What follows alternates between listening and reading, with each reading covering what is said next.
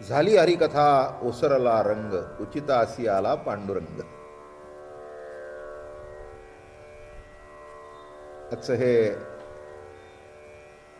या वर्षीचं प्रवचन शेवटचं, कार्यक्रम शेवटचा नाही. कार्यक्रम अजून 3 दिवस बाकी आहेत. पण जी कृष्ण कथा आपल्या सर्वांच्या पुढे मांडली त्याची परिपूर्णता कंसाच्या वधाने करूया.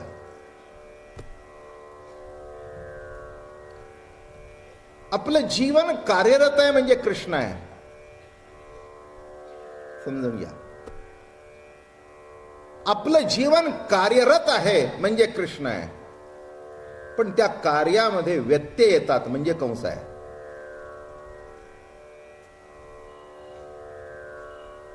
काय म्हटलं मी? जीवन तर कार्यरत आहे, वादातीत प्रश्न आहे. हात पाय नाक कान डोळे चालू आहे, व्यवहार चालू आहे, संसार चालू आहे, प्रपंच चालू आहे, खरं चालू आहे, खोटं चालू आहे. फक्त खरं चालण्याकरता राम लागतो, पण खरं खोटं चालण्याकरता कृष्ण लागतो. पुण्य करण्याकरता राम लागतो, पण पाप पुण्य करण्याकरता कृष्णच लागतो. आता एवढं वर्ष ऐकल्यानंतर तुम्हाला माझं बोलणं कळायलाच पाहिजे. काहीही झालं तरी आपली चाल न सोडणारा राम आहे. आणि कोणत्या वेळेला कोणची चाल खेळेल हे ज्याचं जन्म जन्मांतरापर्यंत वेदाला, शास्त्राला, पुराणाला अनुमान सुद्धा करता आलं नाही तो कृष्ण. म्हणून अनुमानेना अनुमानेना दया श्रुती नेती नेती म्हणती गोविंदो रे. किंबहुना वेदाला सुद्धा त्याचं अनुमान करता आलं नाही.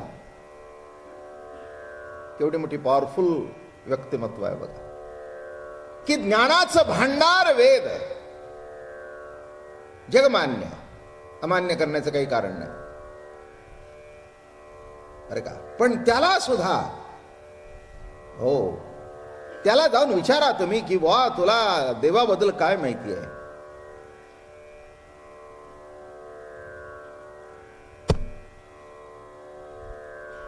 तर मौन धरून गप्प बसे. त्याला त्याचं वर्णनच करता येणार नाही. काय असतं, काही गोष्टी शब्दातीत असतात आणि काही शब्दाच्या आटोक्यात असतात. ज्या शब्दाच्या आटोक्यात असतात ते शब्दकोशात असतात आणि शब्दाच्या पलीकडे असतात त्या हृदयात असतात. काय म्हटलं मी? शब्दाचे अनेक अर्थ, भिन्न अर्थ, विपरीत अर्थ शब्दकोशात आहेत, पण शेवटी अनुभव हा हृदयात आहे. आणि म्हणून सरळ मार्गाने जाणारा राम इथे हा सरळच आहे. त्याची ज्या ज्या वेळेला जी चाल आहे ती सरळच आहे. माझं बोलणं कळलं? म्हणून विशिष्ट पद्धतीने माणूस येणार म्हटलं. आता बाबा महाराज एक ठराविक वेशात तुमच्याकडे येतो, बरोबर आहे ना? माफी मागतो. तुम्हाला माहिती आहे बाबा महाराज कसा आहे ना? पांढरा धोतर, पांढरा सदरा, हा आहे तो पेटा, उपरण्यात कदाचित बदल, कधी शाल थंडी वाजली तर नाही तर आपलं पांढरं, याच्यापेक्षा काही तिसरं करत नाही. पण इथल्या बायका कोणत्या रंगाचं पातळ नेसून येतील हे सांगू शकता का? नाही, जाऊ द्या. त्या माझ्यासमोर आमची मंडळीच आहेत. उद्या माझी मंडळी कोटची साडी नेसून येणार आहे, सांगा, सांगता येईल? तीच जर मी रोज वेश बदलत असतो, आज लाल सदरा, उद्या जांभळा सदरा, परवा भगवा सदरा, काय निश्चित तुम्ही सांगितलं काय काय भाव काय आता उद्या काय घालतायत कुठं?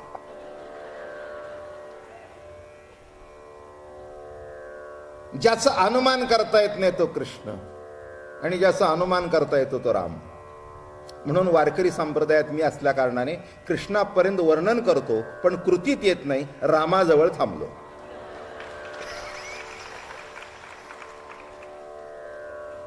काय म्हटलं मी? वारकरी संप्रदायात असल्या कारणाने मी रामाजवळ थांबलो, कारण मर्यादा पुरुषोत्तम राम हा वारकरी संप्रदायाचा नित्यनेमातला भाग आहे. त्यामुळे कुठे कपड्यात बदल नाही, फेटात बदल नाही, कशात बदल नाही. जो काय बदल करेल तो कृष्ण, काही सांगता येत नाही. हो, आज पिवळा पितांबर नेसेल तर मयूरपिच्छ वेटी घालतील. गोकुळामध्ये वृंदावनामध्ये हातात बासरी घेतली, पुन्हा ती बासरी देऊन टाकली, पुन्हा हातात चक्र घेतलं, पुन्हा ठेवून दिलं. काय अनुमानच नाही. म्हणून नाथ महाराज म्हणाले, नका पुसुबाई, नका पुसुबाई. हो, नका पुसुबाई, नका पुसुबाई. वेदासी काही कळलेची नाही, वेदासी काही कळलेची नाही. शेष शिणला झाल्या द्विशस्त्र जिव्हा जिव्हा. देव काहो विटेवरी उभा उभा, हरी काहो विटेवरी उभा उभा. का उभा राहिला माहित नाही. हा असा का उभा राहिला माहिती नाही. त्यावेळेला असा का उभा राहिला माहिती नाही. आता असा का उभा राहिला माहिती नाही. नाही का? ज्याच्या अस्तित्वाबद्दल काहीही सांगता येत नाही असा आहे तो परमात्मा. विशिष्ट सांगताच येतं. काय? हा आमचं जीवन हे असं आहे. वारकरी म्हटल्यानंतर जो वारकरी नाही तो सुद्धा सांगेल वारकऱ्याचं जीवन काय आहे. नाही का? एक शिस्तबद्ध जीवन आहे, एक मर्यादा आखलेलं जीवन आहे. पण कृष्णाचं हे अमर्याद जीवन आहे. त्याचं वर्णन कुणी करू शकत नाही. नव्हे वेदाला सुद्धा त्याचं वर्णन करता आलं. म्हणून नाथ म्हणाले, कदाचित तुम्ही वेदामध्ये बघायला जाल, नाही नका पुसुबाई, नका पुसुबाई. वेदासी काही कळलेची नाही. शेष शिणाला बडबड बडबड बडबड करून शिजला म्हणून जीभ फाटली. म्हणून त्या नागाला 2 जिभा असतात. ते 2 जिभा का? ते बडबड करून थकलं आणि ते मध्ये फाटलं. मी म्हणत नाही, नाथ म्हणतायत. शेष शिणाला झाल्या द्विशस्त्र जिव्हा जिव्हा. देव काहो विटेवरी उभा उभा, हरी काहो विटेवरी उभा उभा. अद्यापि वरी भिवरातिरी भिवरातिरी. वाळुवंटी संत शोभा शोभा, हरी काहो विटेवरी उभा उभा. देव काहो विटेवरी. आता पुढच्या अवतारातलं विटेवर का उभा हे जर कळलं नाही तर मागच्या अवतारातला हा त्रिभंगी कसा घडायचा म्हणून विचारायला जाऊ नका. हा काय करील काय नाही अवघड आहे. म्हणून कृष्ण आलं का लक्षात? काय कुणाला करील, केव्हा शस्त्र ठेवील. मला एक सुद्धा आश्चर्य वाटतं, ते दुर्योधन एवढा राजा होता पण मूर्ख ठरला. त्याला सुद्धा फसवलं बरं का. यांनी कुणाला फसवलं नाही. तुम्ही फसला नाही. इथे एकही माणूस असा नाही की तू जीवनामध्ये फसला नाही. फसता ना, जे माझे माझे वाटतात ते तुरीवर जेवून हातावर जेवून जातात ना. तो मुलगा फसवत नाही, सून फसवत नाही, मुलं बाळ फसवत नाही. तो कृष्णच तुरी देतो. हा त्याचा स्वभाव आहे. माझं बोलणं कळलं का? हा त्या कृष्णाचा एक वैशिष्ट्यपूर्ण स्वभाव आहे. त्या स्वभावाचं वर्णन करता येणं अशक्य आहे. म्हणून लक्षात घ्या, काय वर्णन करावं, काय सांगावं. अज्जाव्या नंग पेंदानी कवडा काय सांगावं. ज्ञान सत्य मुक्त शुद्ध बुद्ध युक्त कारण रहित निरंजन काय सांगावं, काय सांगावं. किती मोठे मोठे शब्द, नुसते बोलायचे, कळायचं काही नाही. असे जे असतात त्यांना विद्वान म्हणतात. माफ करा. काय मोठे मोठे शब्द वापरतात, त्यालाच कळत नाही नेमकं तो काय बोलतो ते. त्याला जर कळत नाही तर पुढच्याला केव्हा कळावं. मला माहिती आहे, एखादा प्रश्न आपण त्यांच्या प्रवचनातून विचारला ते मग असं म्हणतील, हे बघा 15 दिवसांना ऐका मग बोला. याचा अर्थ काय? उत्तर देता येत नाही. नाही, मला एकच कळतं की पुढच्या श्रोत्याला प्रश्न पडेल असं सांगूच नाही. माझं बोलणं कळलं का? प्रवचन संपल्यानंतर कोणताही प्रश्न शिल्लक राहू नाही. काय राहायचं कारण आहे? आता किरकोळ कुळकोळ ते तसले मला विचारू नका. एकाने मला विचारलं, शिवपार्वतीच्या लग्नामध्ये कोणता गणपती पुजला होता?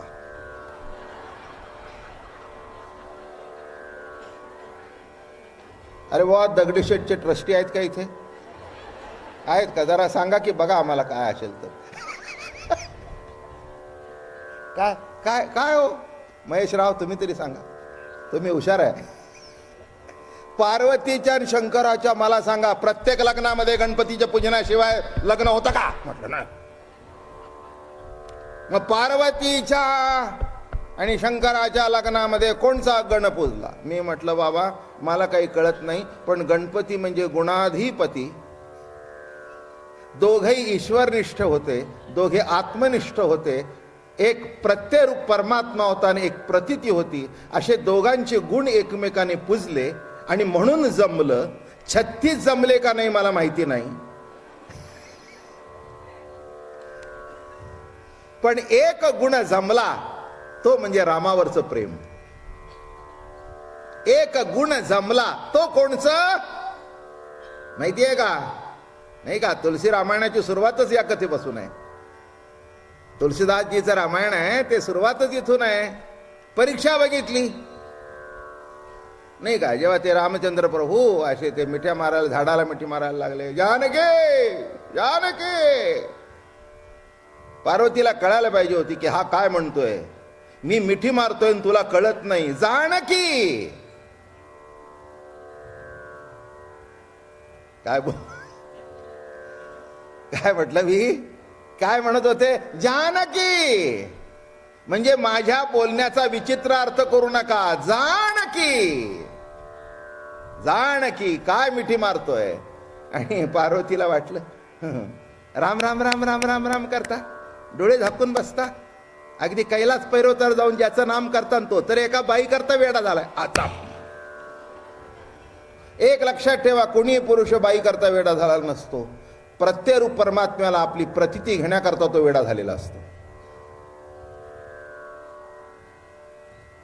मुलं व्हावं ह्याच्यात काही विशेष आहे असं मला वाटत नाही, पण त्या मुलातून आपल्याला आपली प्रतीती भेटते म्हणून मुलं व्हावी. मुलाकरता मुलं व्हावी नाही.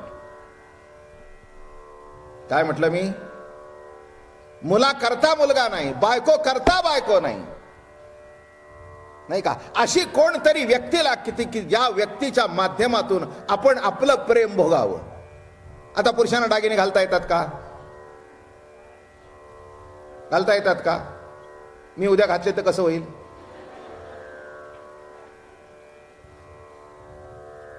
नाही, कसं होईल? कसं होईल? हा, पण आता मला दागिन्याची आवड आहे, मला तर घालता येत नाही. मग मी काय करतो? आई साहेबाला 2 बांगड्या केल्या, त्यांनी पाटली घातली, म्हणजे माझ्या जी आवड आहे ती त्यांच्यावर घाल. वा, छान आहे. हा, काय कळलं? तर कपाळ घ्या हाणून.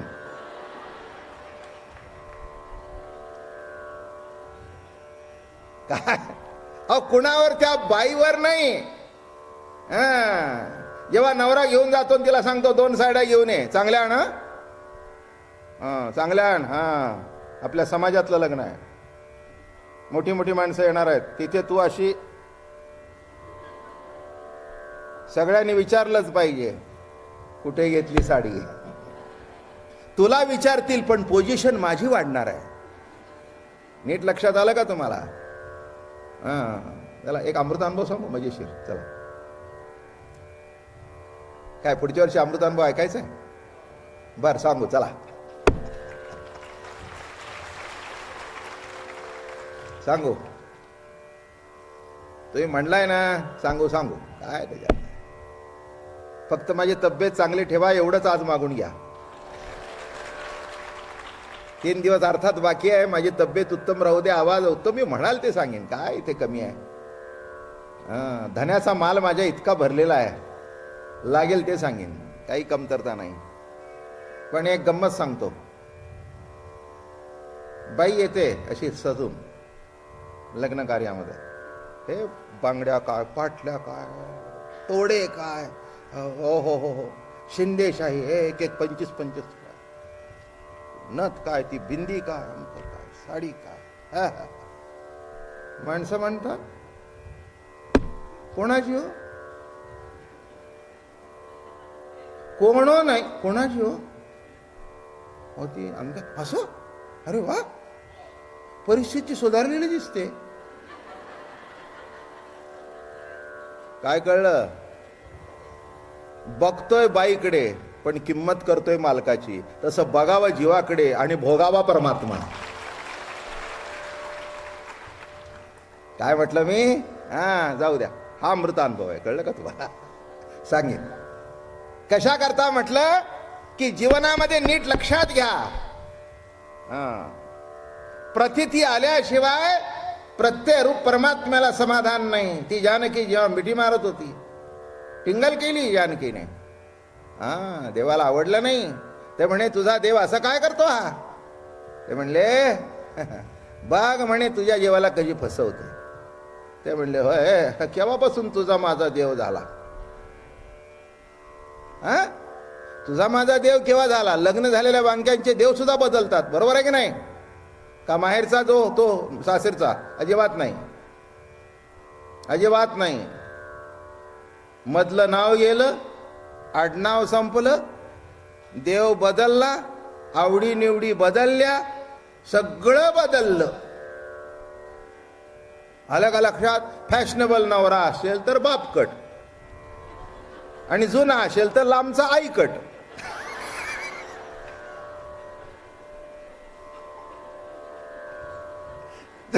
जसा असेल तस. काय म्हटलं मी, हो चांगल्या चांगल्या बायका माझ्याकडे पुन्हा आले तेव्हा हे कमी म्हटले का. त्या मला ओळखताच आले नाही, ते एकदम सगळं गेलेलं वर. मी म्हटलं होय काय, म्हणजे यांची आवड. यांना असं वाटतं माझी बायको एकदम मॉड दिसावी. बर म्हटलं बरं झालं. आता आपल्याला काय करायचं, मॉड दिसत नाही तर she may be odd, she may be god also for him. How are we concern. आमचा काही प्रश्न नाही आहे, ज्याची त्याची आवड आहे. तेव्हा झालं बुवा ते. आता काय करणार.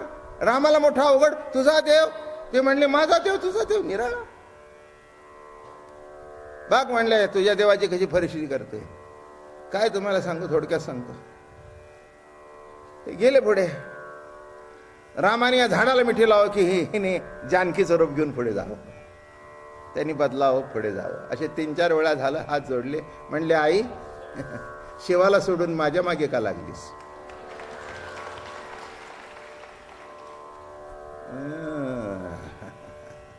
शिवाला सोडून इकडे कशी आलीस. माझी जानकी दिसत नसताना मला सोडून गेली नाही. ही रामलीला आहे. माझी जानकी तुला वाटतं की रावणाने नेली, नाही नेली, ती माझ्या जवळच आहे. पण ही लीला आहे, ही लीला आहे, रामलीला आहे. तुला रामलीला कळत नाही आणि शिवलीला तिकडे चालली आहे. आई तू इकडे काय करतेस. पाय धरले. मग ते पुढचं चरित्र घडलं. गेल्याबरोबर शिवानी बघितलं नाही. माझ्यावर विश्वास न ठेवता माझ्या गुरुची परीक्षा पाहायला गेलीस. मग ते दक्षाचा यज्ञ झाला, त्याच्यामध्ये ती उडी टाकली. मग ते रमा म्हणे माझे जळाले माहेर. उमा उमा चुकलं माझं. ते हो म्हणजे ती बोलवलं, त्याला बोलवलं नाही. तुझा नवरा काय, कसला पोझिशन नाही, काही नाही. काय ते राखण, काय जत्रा सगळी ती भूतांची. आणि मग तेच म्हणली, उमा म्हणे माझे जळाले माहेर. माहेर जळलं, संपलं काय. मग पुन्हा लग्न झालं. ते पुढचा भाग निराळा. कशा करता सांगतो. तेव्हा नको त्याची परीक्षा पाहायला जाऊ नका. कळलं. सरळ मार्गी, सरळ मार्गी. आला का लक्षात. हो कृष्ण जर असताना तर तिलाच फसवली असतो. तो शिव होऊन उभा राहिला असतो त्यासमोर. मी तुम्हाला पुढचं सांगतो. कृष्ण जर असताना तर त्यांनी काय केलं असतं. तो राम तर कुठच्या कुठे घालून लावला असता. असा शिवून उभा राहिला असता. मी तिने विचारलं, ती शिवा कुठे आण हातात. मग म्हणलं असतं कुणाचा हात घेतला हातात. कळलं का. तिचं नशीब समजावं की तिने रामाची छेड काढली. तो मर्यादा पुरुषोत्तम होता, म्हणून त्यांनी भानगड केली नाही. हा अमर्याद जेव्हा अवतार झाला, मग ते राम अवतारातलं त्याला जाचलं काय? बसताना सोय, उठताना सोय, जेवताना सोय, खाताना सोय, प्रवासात सोय, गैरसोय होऊ नये म्हणून सोय. बरं का, प्रत्येक गोष्टीमध्ये माणसाला आपली सोय कशी लागेल याची काळजी असते. काही चुकलं नाही. परमार्थ करत असताना सुद्धा तो आपल्या सुखाची सोय बघतो, आणि ही मोठी सोय आहे. राहण्याची सोय होईल, झोपण्याकरता 10 लाखाचा पलंग मिळेल, पण झोपेची जर सोय नसेल, झोपायची आहे. काय म्हटलं मी? झोपायची आहे, पण झोप जर जागली नाही तर सोय नाही तर गैरसोय. तसं परमार्थामध्ये 10 अवतार झाले. मत्स्य, कूर्म, वराह, नरसिंह, परशुराम, राम आणि कृष्ण. पण कृष्ण अवतारामध्ये सर्वसामान्य माणसाला असं वाटलं की आता आपली सोय झाली, आणि हे महत्वाचं आहे बरं का. इथे बसण्याची सोय आहे, ऐकण्याची सोय आहे, आणि कळतंय ही सोय आहे. सांगणं जर कळलं नाही तर माणसं उद्यापासून येणार नाही. उलट हेच म्हणतील की बाबा महाराज विद्वान आहेत पण कळत काही नाही. म्हणजे शेवटी बसण्याची सोय पाहिजे, ऐकण्याची सोय पाहिजे, कळण्याची सोय पाहिजे, आणि अशी जेव्हा सोय होते तेव्हा मनुष्य त्या कार्यक्रमामध्ये आणि कोणत्याही याच्यामध्ये भाग घेतो. तसं मत्स्य उपासना निराळ्या पद्धतीने केली जाते. म्हणजे मत्स्य अवतार हो, खाणारे असतील त्या निराळ्यापणात पद्धतीने उपासना करतातच ना त्याची. म्हणजे आत्ता कळलोय तुम्हाला. एक मनुष्य म्हणाला, महाराज आमच्या ताटात तो मत्स्य असल्याशिवाय आमचा दिवस जात नाही. पुण्यवान प्राणी असतो. म्हणला माझं काही चुकलं का? नाही का? अहो पहिला अवतार आहे. म्हटलं बरोबर आहे, पहिला अवतार आहे, तुझ्यात तो अवतीर्ण होतोय, ही काही कमी नसे. मत्स्य आहे, कूर्म आहे, वराह आहे, नरसिंह आहे, परशुराम आहे, राम आहे, पण सोय कृष्ण अवतारात आहे. हीच कृष्ण अवताराची स्पेशालिटी आहे. हे वर्म आहे याच्यामध्ये. मत्स्य अवतार आहे, ठीक आहे, त्याच्याबद्दल काही दुमत असण्याचं काही कारण नाही आहे. पण मला सांगा, ते तुमच्या समोर जर तो मत्स्य आला तर कसं होईल? तो देवाच्या कानात बरा दिसतो, पण ते काही साजिरं गोजिरं रूप मनोहर नाही. कूर्म आला तर ते देवापुढे बरं दिसतं. असे दात वर आलेले एखादं डुक्कर आलं तर ते कसं काय होतं? माणसाला ते देवाचे अवतार वाटतच नाहीत म्हणून मारतात. कळलं का तुम्हाला? आता देव सर्व ठिकाणी मग त्याच्यात आहे असं गृहीत धरायला काही हरकत नाही. एका माणसाने मध्ये विधान केलं होतं, म्हणजे कधी न खाणाऱ्या माणसाने. ते म्हणाले, मी गाई का खाऊ लागलो, गाऊचं मांस? तर म्हणाले, ती गाई मला कधी गोमाता वाटलीच नाही. बरोबर आहे. आता वाटलीच नाही तर त्याच्याबद्दल आपण काही चर्चा करू शकतो का? एखादी गोष्ट काय वाटावी काय नाही याच्याबद्दल काही प्रश्न नाही. मत्स्य, कूर्म, वराह, नरसिंह, थोडस एक गोषवारा सांगतो, नाही का? हो, नरसिंह रात्री स्वप्नात आला आणि तुम्हाला जर आडवं मांडीवर घेतलं तर कसं काय वाटेल?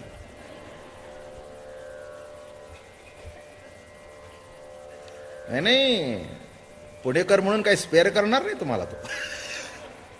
तुम्ही तर सांगितलं, बाबा अरे आम्ही पुणेकर आहोत, तो म्हणेल मला माहित नाही, माझा अवतार पाहिजे ना. हो, आडवा. अवघडच आहे एकंदर.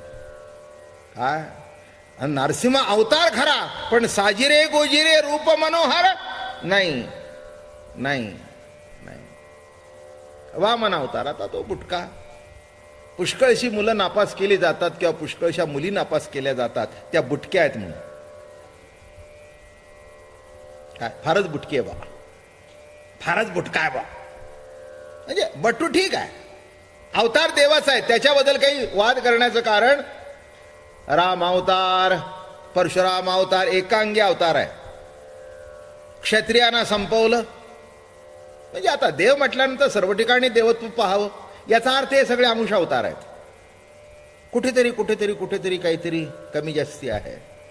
राम अवतारी आहेच बरं का, पण राम हा शेवटी मर्यादा पुरुषोत्तम आहे.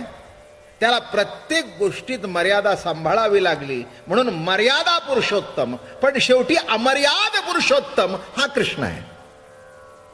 बस इथे आपण आलो, जास्ती चिकित्सा करत नाही. अमर्याद म्हणजे सर्वांगाने एक परिपूर्ण दर्शन. दिसायला सुंदर, असायला सुंदर, बोलायला गोड, संसारिक, मोठा संसार, पुन्हा काही साधा सुधा संसार नाही. 16,108 बायकांचा संसार.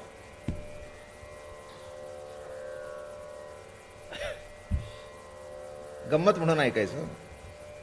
एकाने मला विचारलं, बाबा महाराज हे 16,108 बायका कशा असू शकतात? म्हटलं लौकिक उत्तर देऊ का? मला तर तो त्या कारणामुळेच देव वाटला. हे मागे सांगितलं होतं मी तुम्हाला की आपल्याला साधी एक बायको सांभाळता येत नाही आणि जो 16,108 सांगतो, इथे देव मानायला पाहिजे की नाही? काय अशोकराव, हो एक सांभाळणं किती अवघड आहे जीवनामध्ये. काय इतकी साधी गोष्ट आहे का? तिने 2 साड्या मागितल्या तर आपल्या कपाळाला आट्या उठतात. एक घेऊन दिली परवाना आत्ता, पुन्हा मग 16,108. वाटलं मला म्हणाला अजून दुसरं काही उत्तर आहे का? 16,108 बायका कशा असू शकतात?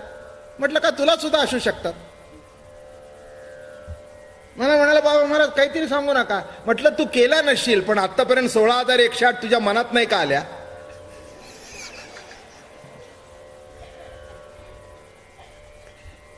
मला म्हणाला बाबा महाराज कधी वर्मावर बोट ठेवलं. सांग की, म्हटलं लहानपणापासूनची यादी काढ. तो देव असल्या कारणाने 16,108 केल्या, पण तुझ्या मनात 16,108 आल्या नाहीत का? बेरीज केली असते तर कदाचित आणखीन 1700 पूर्ण झाला असता. 17,000 आकडा. तेव्हा ह्या चर्चा करण्यापेक्षा त्याचं विशेषत्व, त्याचं देवत्व, अमर्याद पुरुषोत्तम बरं का, उत्कृष्ट प्रवचनकार. राम अवतारामध्ये योग वाशिष्ठ ऐकला आणि कृष्ण अवतारामध्ये गीता सांगितली आणि भागवती सांगितलं. 11 स्कंद आणि असा अलौकिक अवतार. आणि एक लक्षात ठेवा, कृष्णाला सोडून सर्व लोक परलोका करता जगतात. थोडासा विषय मांडतो. मग तो कोणी असू दे, मोक्षाकरता जगतो, जगण्याकरता जगत नाही. आहे त्या जीवनातला आनंद भोगत नाही. इथे जे काही करतो ते वर जाण्याकरता. परमार्थ कशा करता? नाही का? परमार्थ कशा करता? जप तप ध्यान कशा करता? इथल्या लोका करता का परलोका करता? नाही म्हणाला मेल्यानंतर सद्गती मिळाली पाहिजे. आपली सुद्धा माणसं मेल्यानंतर प्रार्थना करतात, त्यांच्या मृत आत्म्याला शांती मिळो. गुरुजी मला नाही कळलं बरं का, प्रवचन झाल्यावर समजून सांगा. नाही म्हणजे मृत आत्मा हा शब्द मला अजून कळलेला नाही. आत्मा जर नित्य आहे, अखंड आहे, अविनाशी आहे, तर तो कोणत्याही परिस्थितीत अविनाशीच आहे ना. मृत आत्मा कसा? आणि आत्मा जर मृत झाला तर शांती मिळण्याचा प्रश्नच नाही. शांती आपोआपच आहे की, कारण का? मृत झाला. म्हणून काही काही शब्द आम्ही परंपरेने वापरतो, याच्यापेक्षा दुसरं काही त्याच्यामध्ये तथ्य असं मला तरी वाटत नाही. आता आणखीन कोणाला काय वाटत असेल तर वाटत असेल. त्यांच्या मृत आत्म्याला शांती मिळो. अरे काय मृत आत्म्याला शांती मिळो? एक लक्षात ठेवा, आत्मा शांतच असतो, अशांत असतो ते आम्ही. आमचा मीपणा, आमचा अहंकार आमच्या आड येतो आणि आमच्यामध्ये अशांतता निर्माण होते. आत्मा आहे तो कधी गडबड करतच नाही. बघा, आत्मा आहे तिथेच आहे. आलं का लक्षात? आहे तिथेच आहे. त्याच्यात कधी गडबड नाही. गडबड आमच्या मानसिक अवस्थेत आहे, मनामध्ये गडबड आहे, बुद्धीमध्ये गडबड आहे, मनामध्ये चंचलत्व आहे, बुद्धीमध्ये ग्राह्य त्याज्य होय नाही असावं नसावं ही गडबड चालू आहे. बाकी आत्मसत्ता आहे तिथे आहे, तिच्यात काही गडबड करायचं काही कारण. म्हणून लक्षात ठेवा, माणसं जी खटपट करतायत, कृष्णाने काय केलं लक्षात आलं का तुम्हाला? इथलं जीवन परिपूर्णतेने भोगलं. हे बघा, माणसांना असं वाटतं इथलं जगणं दुःखदायक आहे. हे विचारसरणी आहेत परमार्थातली, अध्यात्मातली. संसार दुःख मूळ चौकडे इंगळ आम्ही म्हणतो. संसार दुःखाचं मूळ आहे आणि या दुःखाच्या मुळातून बाहेर पडण्याकरता परलोक आम्हाला मुक्ती मिळावी, आम्हाला मोक्ष मिळावा, आम्हाला वैकुंठात जाता यावं. आता कोण वरून गेलेलं खाली आलेलं नाही. अमेरिकेला जाऊन आलेले आता लाखो माणसं आहेत. दर महिन्याला जाऊन येणारी आणखीन लाख भेटतील. पण वैकुंठाला जाऊन कोणी खाली आलेला मला तरी भेटलेला नाही, किंवा एखादा कैलासाला जाऊन आलेलाही भेटला नाही, किंवा एखादा स्वर्गवासी झालेला पुन्हा इथे आलेला भेटला नाही. लक्षात ठेवा, माणसाने गृहीत धरलं हे सगळं दुःखरूप आहे, याच्यातून बाहेर पडलं पाहिजे. एक लक्षात घ्या, सुख दुःखाच्या कल्पना इंडिव्हिज्युअल आहेत. तुम्हाला त्रास देऊन मला दुःख वाटतं, सुख होतं, तुम्हाला दुःख होतं. लहानपणी बघा ना, आपण वर्गामध्ये पुढच्या पोराला चिमटा काढायचा. तसे इथे कुणी नसतील, किंवा एखादी पोरगी मुलगी त्या पुढच्याला बसला हळू चिमटा काढायचा. ते म्हणजे चिमटा काढणारा हसतंय आणि ज्याला चिमटा काढलं ते दुखतंय. एकच कृती एकाला सुख देते, एकाला दुःख देते. माझं बोलणं कळलं? आपल्या घरामध्ये एकाला प्रमोशन मिळालं, दुसऱ्याला दुःख झालं. का म्हणले? तुमच्या घरामध्ये ते तुमच्या ह्यांना प्रमोशन मिळालं. चालायचं हो, मिळतंच. प्रमोशन काही कुणाला मिळत नाहीत का?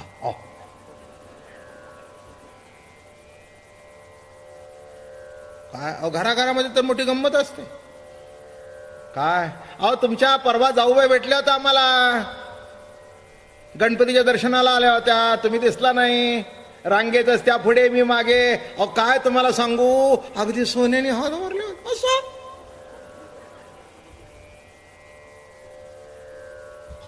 म्हणजे तिच्या नवऱ्याने तिला सोन्याच्या बांगड्या केल्या, हे सौते निघून 15 वर्ष झाली. आता तुझ्या पोटात दुखायचं काही कारण आहे का? तिने बांगड्या घातल्या, तिला सुख मिळालं, याला दुःख मिळालं. एकच कृती एकाला सुख देते, एकाला दुःख देते. तेव्हा तुम्ही ठरवा सुख काय दुःख काय. ते जास्ती विषय मला सांगायचा नाही. माणसाला मुक्ती एवढ्या करता पाहिजे असते की या दुःखातून मुक्ती मिळावी. मुक्तीच्या मागे का? जे सर्वजण म्हणतात आम्हाला मुक्त व्हायचंय, आम्हाला मुक्त व्हायचंय. अरे मुक्त कशा करता व्हायचंय? कृष्ण इथे मुक्ती बिक्तीच्या मागे लागलेला नाहीये. तो आनंद भोगतोय, मस्तपैकी आनंद भोगतोय. लक्षात ठेवा, राम अवतारामध्ये कधी खेळ आला नाही, सगळे खेळ कृष्ण अवतारात आलेत. शब्द कळला तुम्हाला? हे बघा, रामायणामध्ये बालकांड आहे आणि कृष्ण चरित्रामध्ये बाळ क्रीडा आहे.